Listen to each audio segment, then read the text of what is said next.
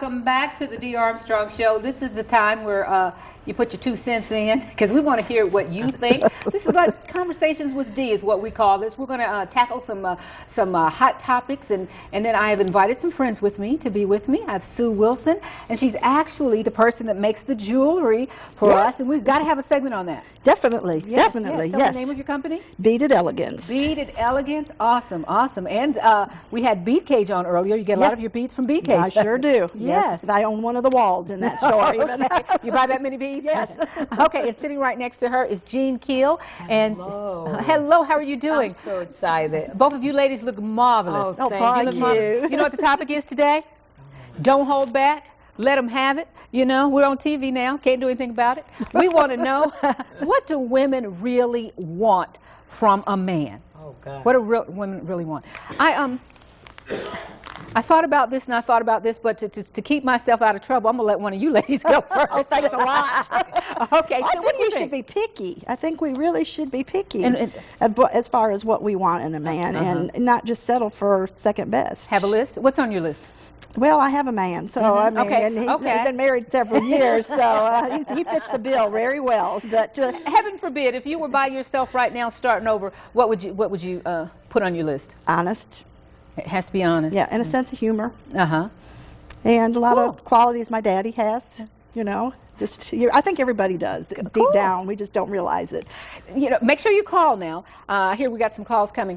Now, I think that the older we get, our lists change. Yeah. Now, when I was in high school, the list was he had to have straight teeth couldn't be crooked, and he had to have clean tennis shoes on. You know? Clean tennis. Yeah, clean tennis shoes. But now it's like he got to be able to pay the bills. And, you know, and he has to love my children as well as love me. What about you, Jean? Well, you know, I don't know if we have enough time for everything. I'm going to be honest with you. This is one of my most popular subject when you talk about men being a single woman, you know, and I'm there with you, girl. My qualities, I mean, have changed drastically from 35 to 58. But one of the first things, okay, glory. One of the first things is that he must be a godly man. Okay. Because I'm looking for wisdom. Okay, because see, I think the attributes come with the wisdom. Because you know, you could have $1 million and don't know what to do with it. The biggest nut in the world. You could also be an abuser. So my qualities are that first, he must have the love and passion of God. Okay. Awesome. Okay, Janae's over there, just smiling, and she's not giving us a date, but we saw the picture, girl. We saw you looking at him in your Valentine's picture. Has the dating scene changed much, Janae? You know what, the dating scene has definitely changed.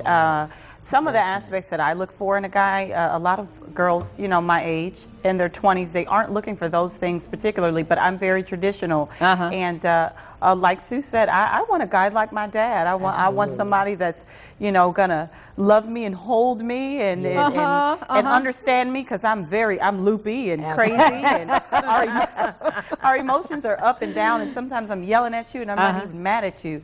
But just a man to understand those things would be good. Yes. Well, you know, maybe you saw the movie, maybe you didn't, but it was a great movie with that title, What Do Women Want, with Mel Gibson. We have a clip for you just to kind of keep this thing going. Do we have that ready?